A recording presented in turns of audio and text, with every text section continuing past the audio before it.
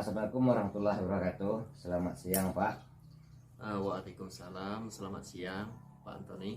Maaf pada siang hari ini saya mengganggu dan meminta waktu Bapak untuk melaksanakan wawancara tentang pengambilan keputusan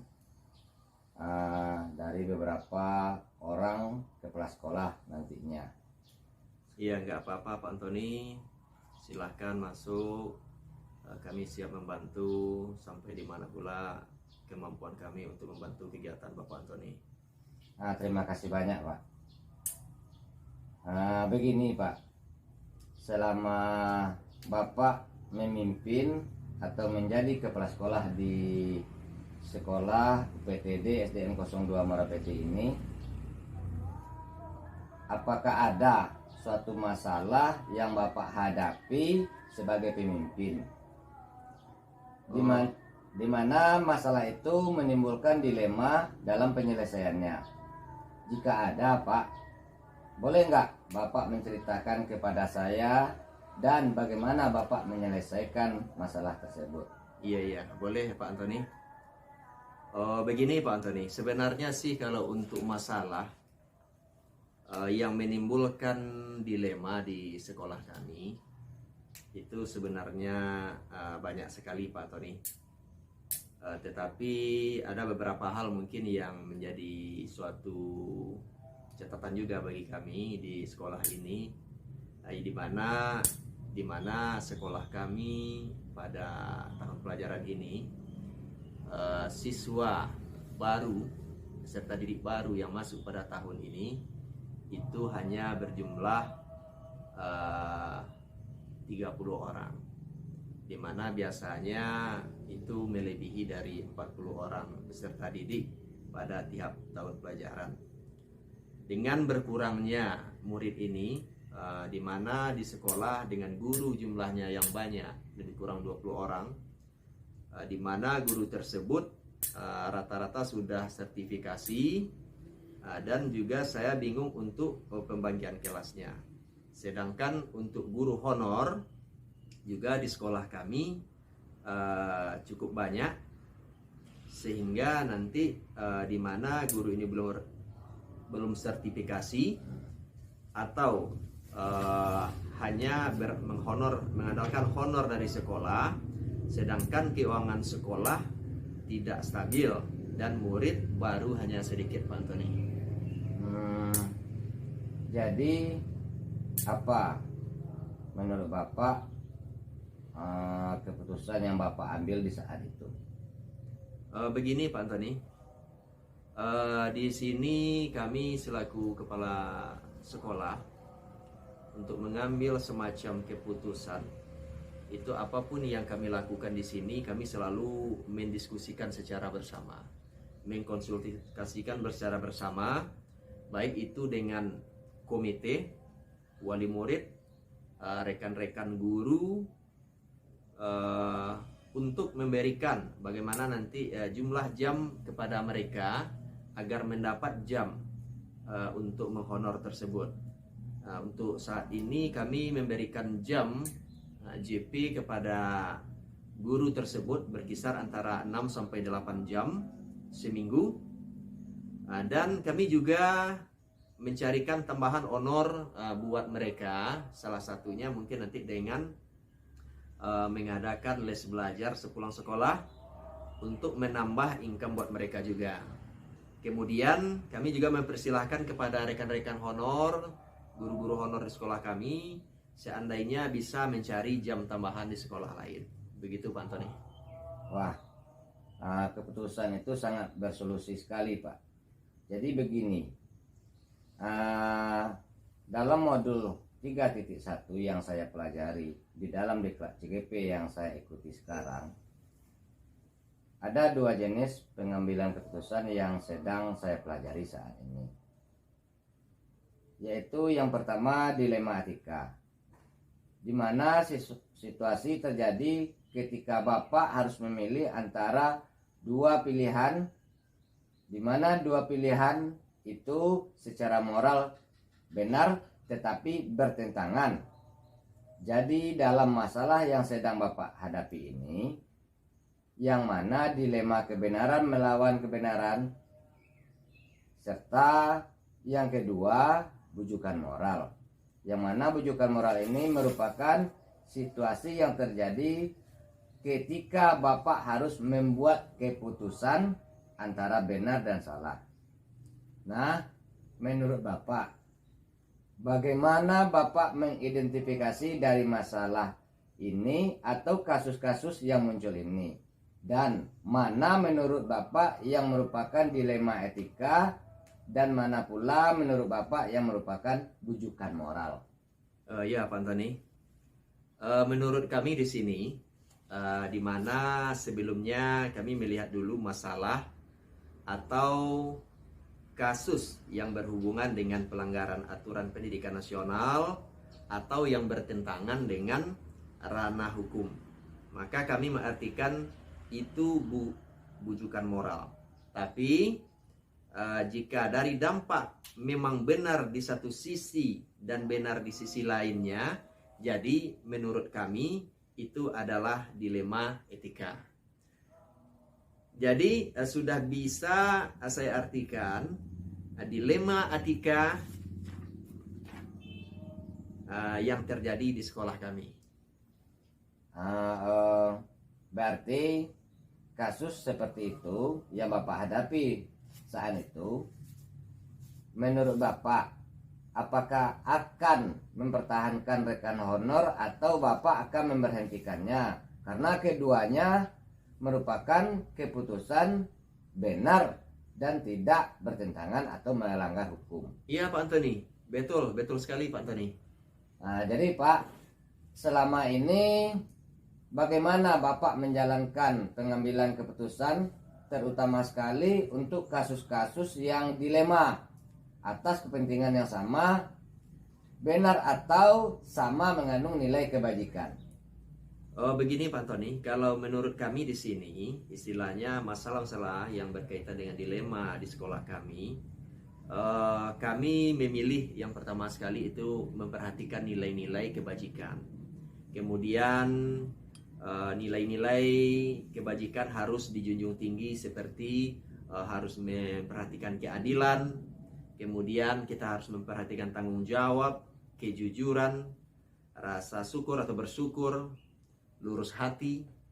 Kemudian kita harus memiliki prinsip, ada integritas, kasih sayang, rajin, komitmen, percaya diri, kesabaran, dan banyak lainnya Pak Antoni. Maka dari kebenaran itu akan tumbuh dan mengikuti dengan sendirinya di sekolah kami Pak Antoni. Ya Pak,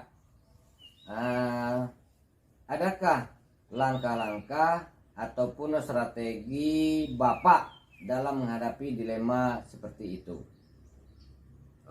Kalau kami di sini Pak Antoni,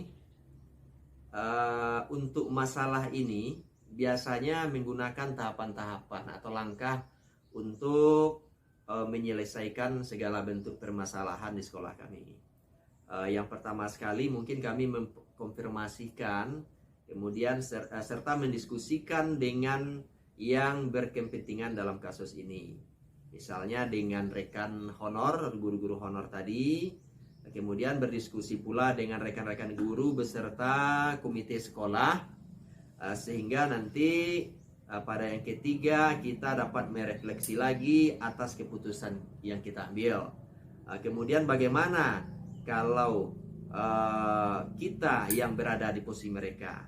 Itu yang harus kita pikirkan Pak Antoni. Sehingga nanti kemudian hal seperti apa yang saya inginkan nantinya. Itu harus memiliki tahapan-tahapan dan langkah kita harus memperhatikan hal-hal yang kami sampaikan tadi. Nah, baik Pak. Menurut Bapak, ada nggak hal-hal yang Bapak lakukan yang Bapak anggap efektif dan efisien dalam pengambilan keputusan pada kasus-kasus dilema etika? Begini Pak Tony, kalau menurut kami di sini istilahnya masalah-masalah yang berkaitan dengan dilema di sekolah kami memilih yang pertama sekali itu memperhatikan nilai-nilai kebajikan.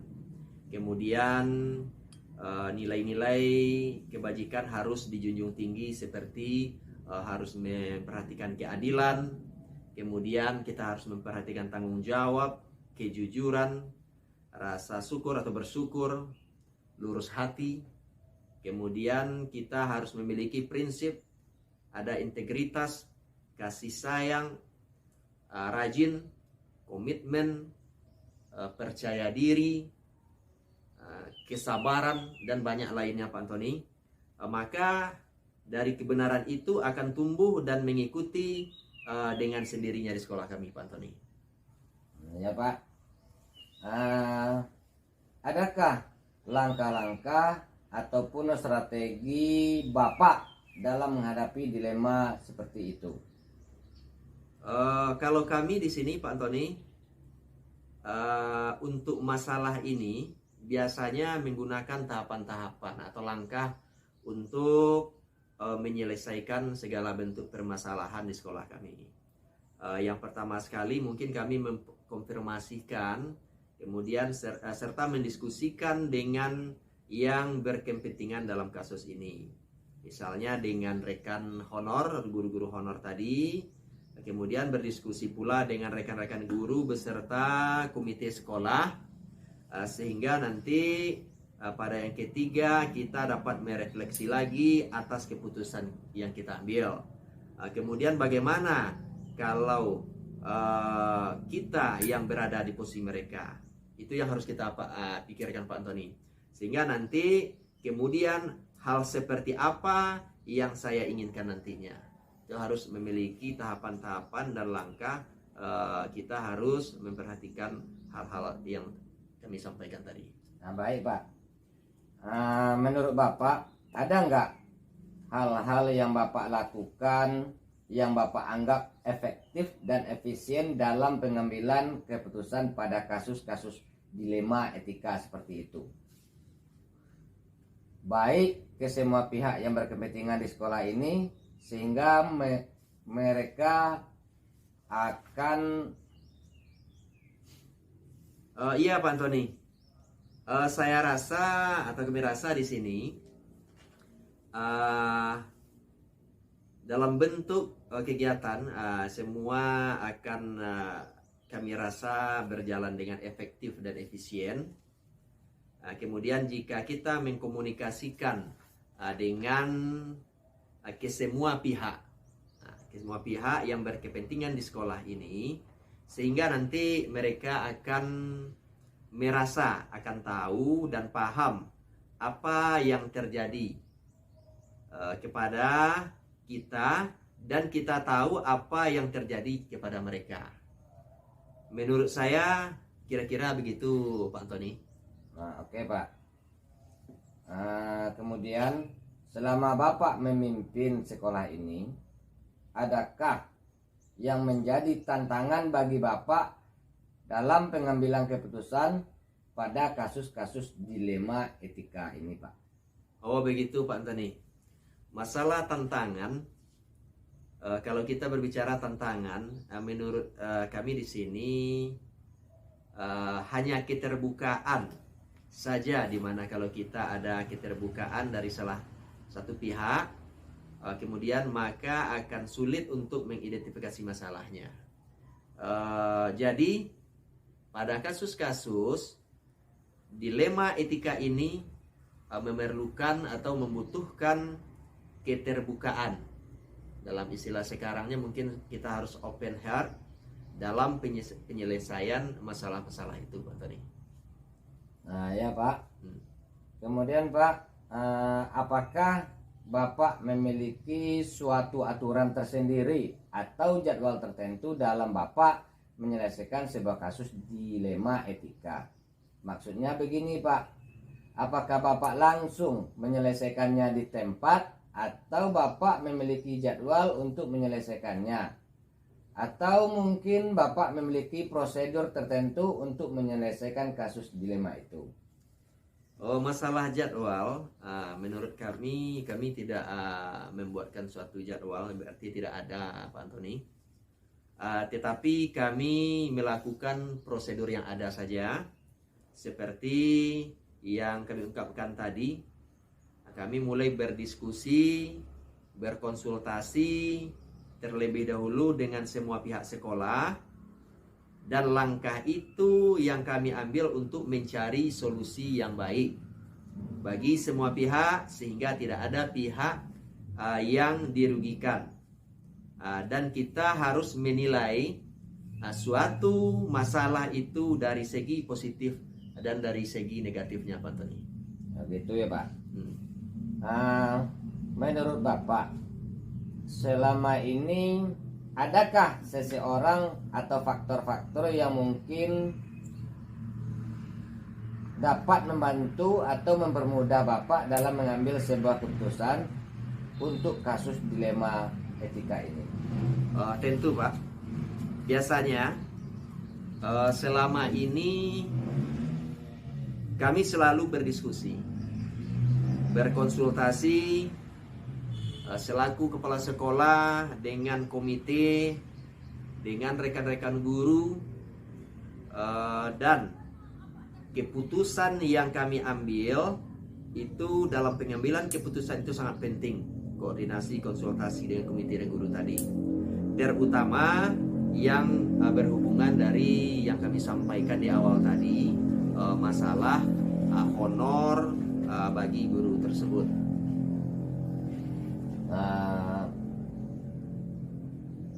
Dari semua hal yang telah Bapak lakukan selama ini,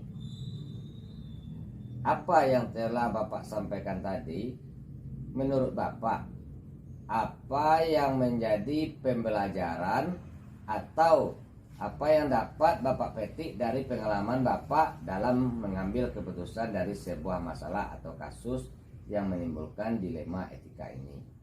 Oh ya Pak Antoni, intinya begini Pak Antoni, kita harus selalu membangun kerjasama dan kolaborasi dalam menjalin jaringan komunikasi yang baik dengan segala pihak.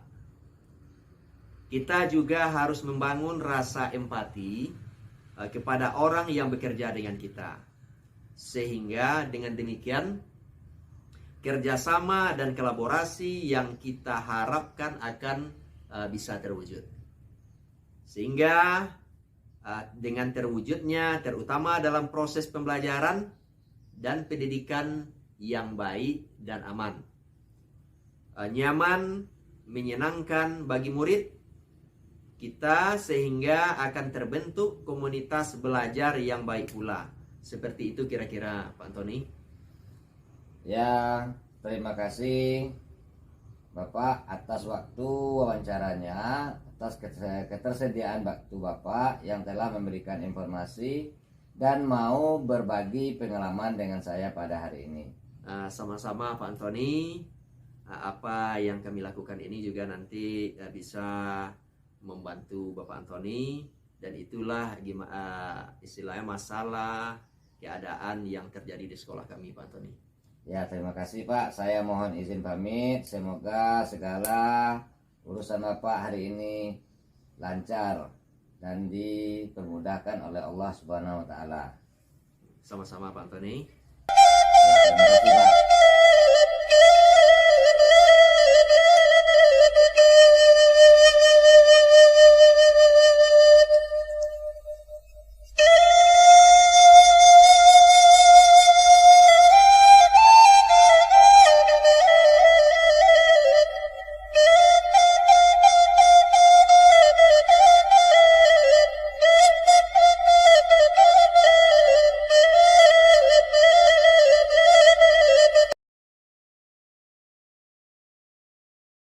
Selamat siang Pak Anton.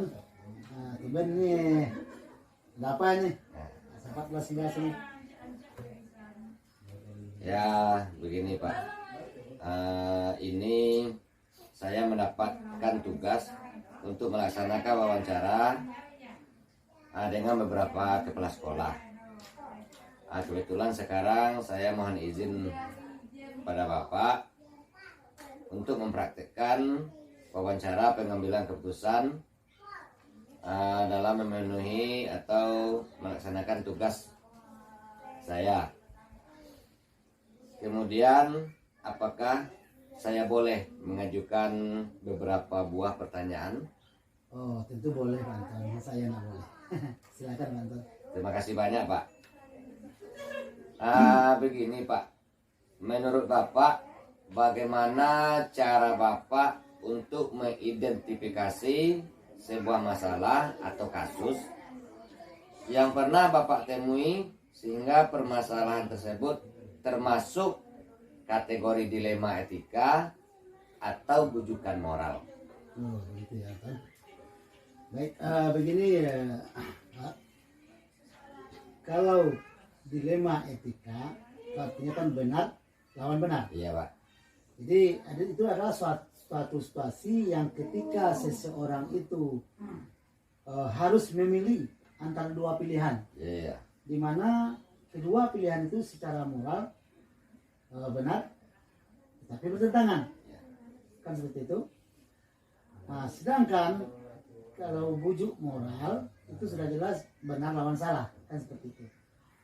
Jadi situasinya terjadi ketika seseorang harus membuat keputusan antara benar atau salah, atau dengan salah, seperti itu. Jadi dilema etika adalah hal yang berat yang harus dihadapi dari waktu ke waktu. Ketika kita menghadapi suatu dilema etika, itu akan ada nilai-nilai kebijakan mendasar yang barangkali mungkin bertentangan, seperti cinta dan kasih sayang, kebenaran, keadilan, mungkin juga kebebasan, persatuan dan toleransi, serta tanggung jawab. Dan penghargaan itu akan hidup. Ya. Bagaimana menurut Bapak dalam pengambilan keputusan? Kalau masalah itu sama-sama benar, menurut Bapak bagaimana? Menurut Bapak. Ya Pak. Jadi kembali kita tentu ada beberapa langkah-langkah yang perlu kita buat. Langkah pertama mungkin mengidentifikasi masalah, sehingga nanti kalau kita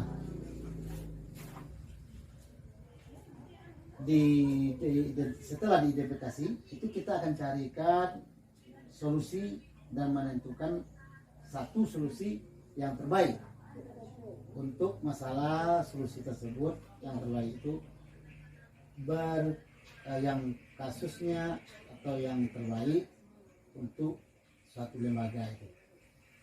Oh iya Pak, kalau saya simpulkan, jadi Bapak mengambil putusan tersebut yaitu mencari solusi.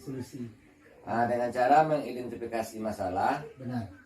kemudian mencari solusi terbaik, baik solusi yang berkasus dan terbaik untuk lembaga atau SD ini ya Pak. Ya, betul. Selama ini menurut Bapak apa langkah-langkah seperti apa atau prosedur seperti menurut Bapak yang Bapak gunakan dalam menyelesaikan masalah tersebut? Begini ya Pak Anton, jika terjadi suatu permasalahan, kita menggunakan prosedur. Yang pertama, kita cari penyebab dari masalah itu. Penyebab itu apa saja? Yang pertama, apakah penyebab masalah itu berhubungan dengan yang punya kasus atau yang berhubungan dengan kasus-kasus lainnya. Dari beberapa identifikasi itu baru kita nanti, saya ajak berdiskusi teman-teman rekan guru untuk membantu saya di dalam mengambil suatu keputusan, ya kan? Ya, Pak. Karena kita sadar bahwasanya kita itu masih lemah barangkali, atau barangkali yang menurut kita itu pas mungkin belum pas. Jadi kalau didiskusikan dengan kawan-kawan itu mungkin bisa pas ya, seperti itu. Kemudian dalam hal ini makanya saya mengajak teman-teman itu berdiskusi untuk mencari solusi terbaik dari masalah tersebut. Baik, Pak. Jadi tadi ketika terjadi suatu permasalahan, prosedur yang Bapak lakukan yaitu mencari penyebab dari masalah tersebut. Apakah ini intrinsik atau berasal dari dalam diri orang tersebut, atau berhubungan dengan yang lainnya, serta mengajak berdiskusi dan berkolaborasi dengan anggota Dewan Guru yang lainnya. Begitu kan, Pak? Ya, Nah, dari cara-cara tersebut, adakah yang paling efektif menurut Bapak yang bisa digunakan untuk menyelesaikan masalah tersebut? Begini ya Pak Ton, menurut saya cara yang paling efektif itu adalah mengajak berdiskusi, bermusyawarah dari yang punya kasus. Jadi yang punya kasus kalau tidak kita ajak yang seperti itu tentu tidak akan terbongkar mana apa kasusnya, atau seberat apa, seringan apa. Nah, itu yang mungkin kasus murid, mungkin dengan guru, ya kan? Ya, Pak. Nah, kemudian mungkin guru dengan guru, nah, kan bisa saja seperti itu. Makanya kita cari dulu siapa yang punya kasus, itu yang perlu kita apakan, yang perlu kita cari, kita diskusikan tadi, maksudnya yang punya kasus dulu. Kemudian yang punya kasus itu kita panggil, kita ajak diskusi untuk mengutarakan apa yang menjadi penyebab terjadinya kasus itu. Yang pertama.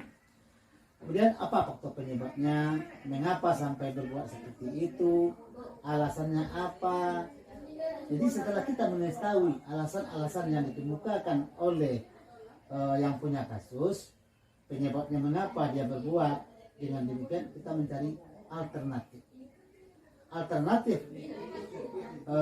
penyelesaian masalah tersebut secara bersama yang sangat menguntungkan kedua belah pihak dan tidak merugikan salah satu di antara pihak. Nah, baiknya kita punya yang kita punya itu kasus ataupun kelembagaan. Nah, itu. Ya, Pak. Kasus lembagaan. Baik, Pak. Jadi menurut Bapak yang menjadi efektif dalam penyelesaian masalah ini itu adalah musyawarah. Iya. Kemudian berdiskusi dan berkolaborasi dengan yang mempunyai kasus tersebut. Begitu kan, Pak? Betul. Serta dengan mengidentifikasi kemudian mencari alasan-alasan penyebab terjadinya kasus tersebut, kenapa masalah itu terjadi, dan mencarikan solusi yang paling menguntungkan untuk kedua belah pihak. Nah, begitu kan, Pak? Nah, di sini hal apa saja yang selama ini Bapak alami? Apakah Bapak mengalami suatu tantangan atau tantangan tersendiri dalam menyelesaikan kasus-kasus tersebut? Mungkin ada suatu hal atau suatu kasus yang sulit untuk dipecahkan. Seperti apa tantangan itu, Pak? Begini Pak Ton, tantangan yang berat bagi saya selama ini adalah kasus di sekolah, di mana pelakunya adalah alumni sekolah itu sendiri. Nah, ini yang bermasalah. Kalau kasus ini saya bawa, katakanlah sampai jalur hukum, terus saya juga kasihan pada mantan alumni saya, katakanlah murid kita kan, nah, di sekolah. Kemudian kalau tidak kita bawa atau tidak kita laporkan, nah ini mengkhawatirkan nanti akan merembes kepada pelaku-pelaku berikutnya. Nah, itu atau teman-teman yang lain yang membuat kasus seperti itu. Termasuk ini adalah salah satu termasuk tantangan bagi saya. Namun eh, perlu kita sadari bahwa apapun yang terjadi, saya harus mengutamakan penegakan disiplin yang tertentu, penegakan disiplin. Dan bagaimana masa depan dan kedepannya tetap cerah, karena kita sadar bahwa setiap manusia, diakui atau tidak pernah diakui, pasti pernah berbuat salah. Jadi sebaik-baiknya manusia adalah manusia yang salah. Kenapa dikatakan? Kalau dia tidak pernah salah, dia tidak tahu mana yang benar. Nah, itu alasan saya mengatakan manusia itu perlu ada salahnya. Tidak akan mungkin semua yang namanya kita itu sudah merupakan sifat kita itu sudah sifat manusia itu adalah salah. Nah, sifat khilaf itu. Jadi kalau tidak pernah kita itu mana tahu kita yang perbandingannya. Oh, kita rupanya kita membuat ini menurut kita udah benar, rupanya salah. Jadi lebih bagus salah daripada tidak tahu sama sekali. Penyelesaiannya kan seperti itu. Jadi pernah dalam hal ini baiknya manusia, sebaik-baik manusia tadi yang bagaimana dikatakan salah tadi, itu yang sadar mengakui kesalahannya dan tidak mengulangi. Ini yang terbaik. Dia mengakui kesalahannya dan tidak mengulangi kesalahan yang sama di waktu yang akan datang. Nah, ada pepatah mengatakan kan, hanya seekor keledai yang bodoh lah yang jatuh pada lubang yang sama. Jadi kalau dia juga jatuh pada yang sama, berarti sama dengan keledai itu. Ya, baik Pak. Jadi dalam penyelesaian masalah ini, apakah Bapak memiliki jadwal tertentu untuk menyelesaikan masalah, atau dalam menyelesaikan masalah ini langsung Bapak selesaikan di waktu itu juga? Baik Pak Anton.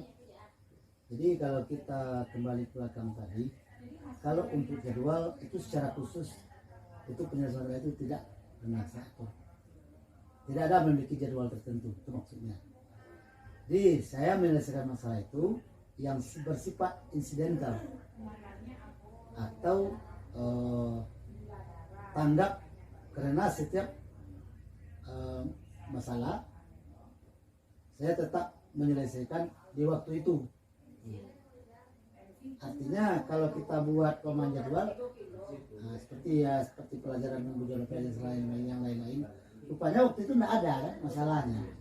Nah, jadi makanya untuk penjadwalan itu tidak ditentukan. Jadi ada permasalahan, ada selesaikan waktu itu juga, karena masalah yang akan datang itu lebih baik bila cepat diselesaikan. Nah, jadi lebih cepat lebih baik, ya kan seperti itu. Jadi hal ini apa gunanya? Nah, gunanya bagi yang punya kasus ataupun di kelembagaan itu, gunanya seperti yang tadi, agar tidak ditunda-tunda. Jadi selesai satu, nah, kita bisa beranjak lagi kalau masih ada yang satu lagi ya seperti itu. Yang penting tuntas. Baik Pak. Jadi dalam penyelesaian masalah Bapak langsung menyelesaikannya pada waktu itu juga, ya kan Pak? Ya. Mungkin selama ini adakah seseorang atau faktor-faktor yang mempermudah Bapak dalam menyelesaikan kasus-kasus di sekolah ini? Oh baik, dalam hal ini biasanya yang membantu kami dalam penyelesaian kasus yang berkolaborasi dengan semua pihak yang terlibat, warga sekolah, di mana saat terjadi kasus itu langsung berkolaborasi. Ya, apa contohnya? Sekolah dengan murid mamanya atau dengan gurunya, murid dengan guru. Ya kita berkolaborasi langsung, kita selesaikan. Memerlukan orang tua kita bawa, komitenya kita bawa, kita dudukkan bersama, sehingga permasalahannya tidak ada lagi yang merasa dirugikan. Nah, seperti itu. Ya Pak. Selanjutnya Pak, jadi yang dapat membantu dalam menyelesaikan masalah itu adalah semua pihak. Semua pihak yang terlibat sebagai warga sekolah. Dari semua yang Bapak sampaikan, adakah pembelajaran yang dapat Bapak ambil dan Bapak petik dari cara-cara Bapak menyelesaikan masalah ini? Tentunya banyak ya Pak Anton. Pembelajaran yang saya ambil, bahwanya kita sadar setiap manusia itu hidup pasti punya masalah. Ini yang perlu kita perhatikan. Kenapa? Yang diinginkan manusia itu belum cocok dengan yang ada, maka yang akan timbul, nah tentunya suatu masalah. Jadi sebaik-baiknya manusia maupun mampu, sebaik-baiknya kita itu mampu untuk menyelesaikan masalah secepatnya dan menyadari bahwa semua manusia itu punya salah, dan sebaik-baiknya manusia yang salah adalah sadar akan kesalahannya untuk bisa memperbaiki, sehingga manusia semakin lama semakin menjadi orang yang baik. Ya Pak, terima kasih Pak.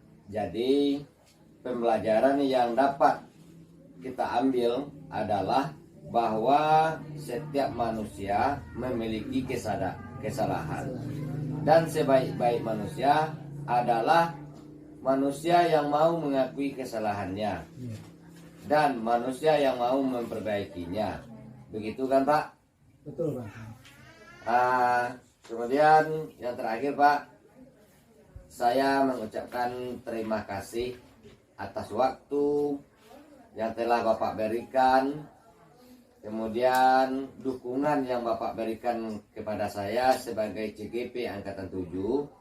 Kemudian terakhir, saya mengucapkan terima kasih banyak atas luangan waktu yang telah Bapak berikan. Kemudian sebelum saya pamit Pak, saya mengucapkan Assalamualaikum warahmatullahi wabarakatuh.